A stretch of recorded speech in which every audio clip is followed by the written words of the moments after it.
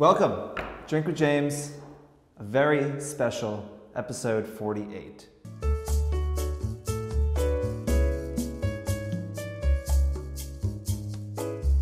My mother, like many of yours I'm sure, always told me to dress for the job I wanted, not the one I have. So the job I want this week is going to the Met Gala. Now, I understand the event is tonight, and no, I haven't received the invite yet, but I am holding out hope. Maybe Anna watches the show, maybe I'll find a way to sneak my way in. So I was talking about this plan, and I was saying that I wanted to wear the tuxedo when I was filming Drink with James, just in case I could weasel my way into the Met Gala. And our client from Veuve Clicquot said that I could not drink whiskey while in a tuxedo, and I couldn't agree more. So, we're drinking champagne, we're talking about influencers, what are we doing? So, we're drinking champagne, we're answering questions, we're getting drunk, we're just having a little more fun doing it today. Historically, champagne has been a celebratory beverage. Most Americans are Neanderthals and only drink champagne when they're celebrating something, which is a complete mistake. But that is traditionally how it is consumed, at least in America. And we have a lot to celebrate this week. We had our first conference. I know we were plugging it away on the show weeks leading up. We totally sold out. We ended up actually selling 10 or 15 more tickets than we wanted to. So we were completely maxed out in capacity. It was an amazing day. I would say you can see some videos, but we didn't do any videos. We did no recording. We kept it like, we like to say it was a speakeasy of conferences. It was amazing. Every single person loved it, said it was the best conference they'd ever been to. And you can quote all of them on that. But it was a really fun day. And then we had big press pieces come out. The same day we had a bunch of press pieces come out about a tool that we've created, which is now live on 4Card, that analyzes your account and finds out if you have how many bots you have that are following you and what your overall follower health is. So I know this is something influencers are super excited about. We got a huge spike in signups this week, so a lot of new people in the community. If you're watching for the first time, hello, welcome. There's 47 more of these to watch, just this face and a glass of booze. But if you haven't already, go into your settings, disconnect your Instagram, reconnect it, give us a week or so, we'll analyze your account and see what your follower health score is. So far they've been great.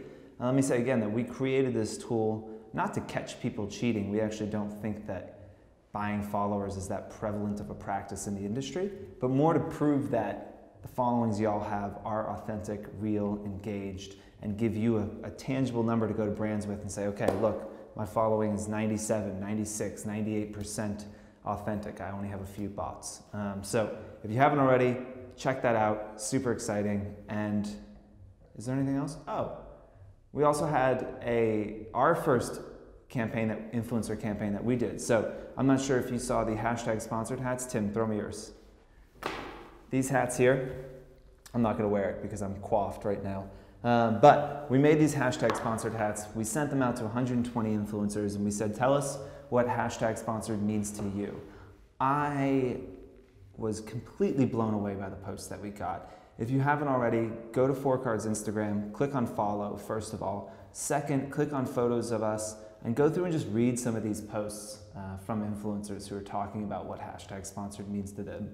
It was amazing, and I think what was actually even better than the post the influencers made was the reaction from their audience. The comments are super positive. Everybody was really supportive and also really supportive of using hashtag sponsored and actually being transparent when you're working with a brand.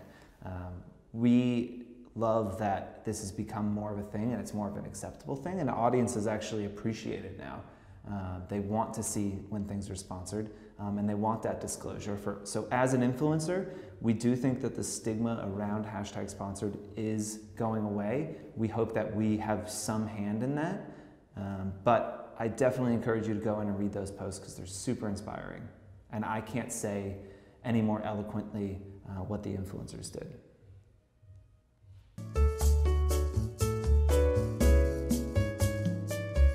What does hashtag sponsored mean to me? Obviously, it should go without saying that I believe in this industry and I believe in what y'all do. I mean, I built an entire business around it, and I sit here and get drunk with you once a week to try and help you get better at your jobs. So I think it should go without saying that I think that this is a big deal in advertising, and it's only becoming a bigger deal. I think the cool thing about hashtag sponsored and what that means in this world is not the fact that, I think it's great that, I think for me, what is really unique and interesting about hashtag sponsored is not necessarily that the brands have new ways to tell stories. I think that's awesome, and I think, it's an incredible tool for brands. But what is really cool is that there is a whole group of people, a whole creative class that now gets to pursue their dreams on their own terms, on their own time, and on their own. And they do that with the help of brands through sponsorships, through hashtag sponsored. And we've done, over the years at 4Card, we've had the Quitters Club, we do For You, we do all these different things to try and celebrate people who are doing this professionally and who are treating this like a job. And I think that the day that you get to quit your job and pursue your passions full time, it doesn't have to be if you're an influencer. It could be if you're a musician. It could be, me, Rich and I being able to quit our jobs to do 4Card. These are big moments. And when you devote 10 to 12 to 14 to 20 hours of your working day every day to something you love, you realize that you can never really go back to doing something that you don't love. And I think that for me, that is the thing about hashtag sponsored that's really inspiring. It's that there is a whole group of people that are being able to do this on their own and run their own businesses, and a lot of them women. I think that's something that's also super inspiring, is that they're, a large portion of this industry is women running businesses, and I think that there's not enough of that. And I think, a lot of times in corporate America, women aren't given the respect and due that they deserve.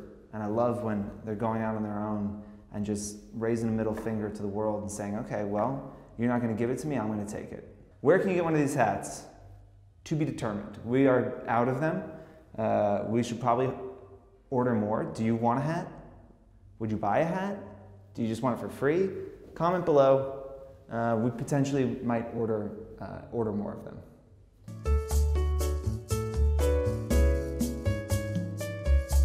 There are brands that want to micromanage, and there are brands that don't. Our piece of advice that we tell brands is that basically what you want to do with influencers is build a fence and let them run inside of that fence and do whatever they want. So you build the kind of broad parameters of what the goals are of the campaign, and you let the influencer reach those goals in their own way.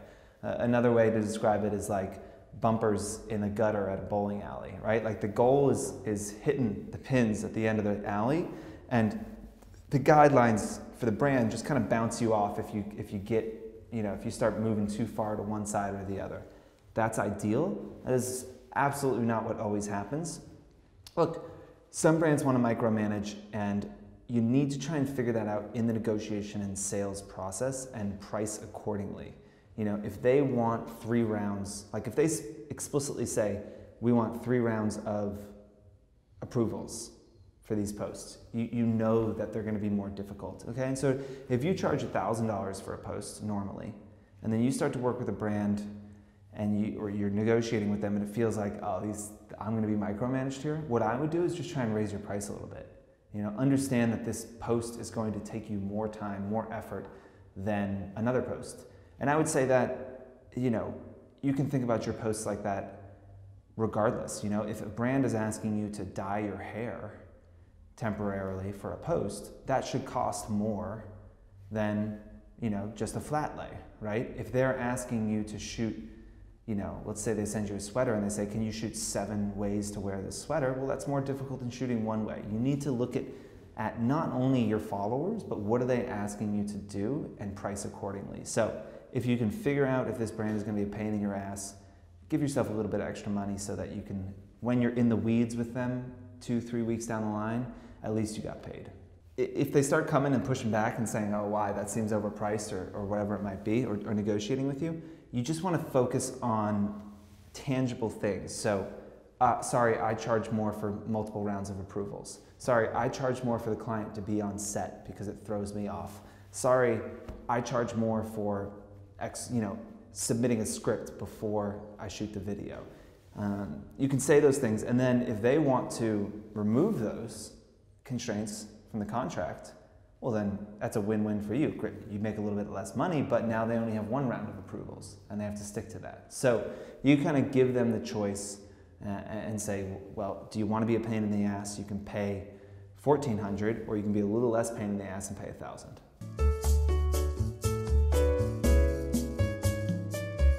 This is something we mentioned a few times, but there's no, in some ways this is an art as much of it as it is a science.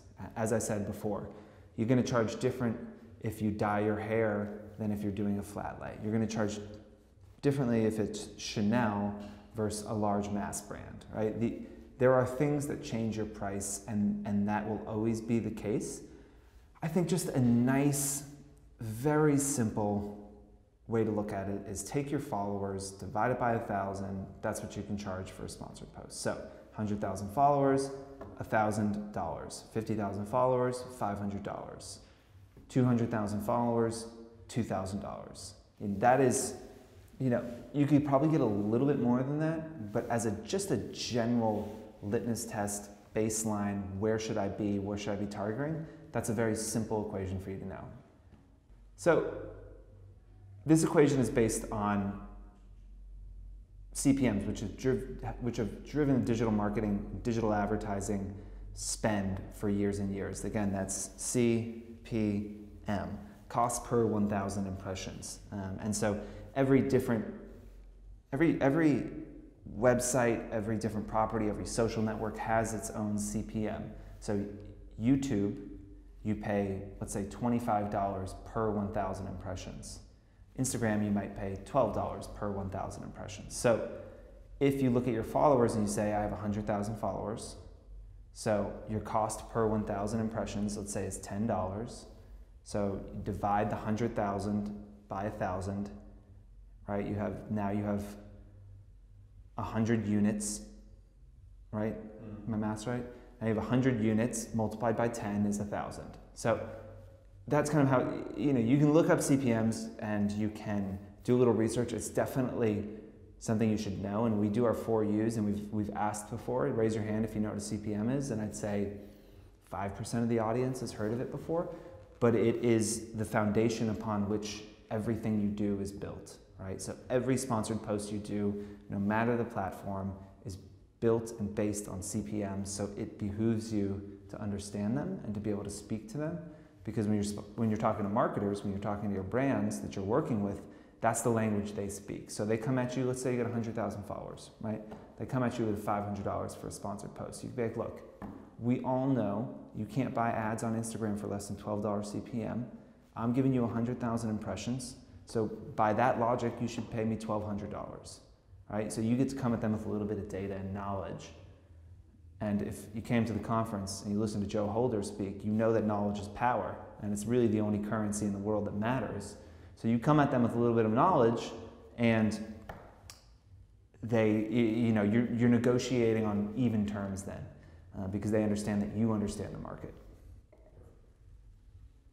Is that it? Look, that's it. I was having so much fun. I was kind of expecting another question. To that end, ask more questions. Yeah, I think, honestly, most importantly, I'm going to London and Paris this week for work. Well, I'm going to London for work, and then I'm taking my mom. Hi, Mom. I'm taking my mom to Paris. She hasn't been in 40 years, which is a damn tragedy. So we're fixing that. We're going to Paris. Follow me on Instagram. It's my mom's 60th birthday coming up. She would probably love if you followed her. Tim will just throw up her thing here. She's going to love it. So follow along. I'll be there. It's also my birthday on Saturday, May 6th. Feel free to wish me happy birthday. Send me DMs. Tweet at me. Email me. Don't text me. But any of those other things is great. Wish me a happy birthday. It makes me feel special. And if you don't know, I have very low self-esteem, so I need a lot of propping up. Cheers.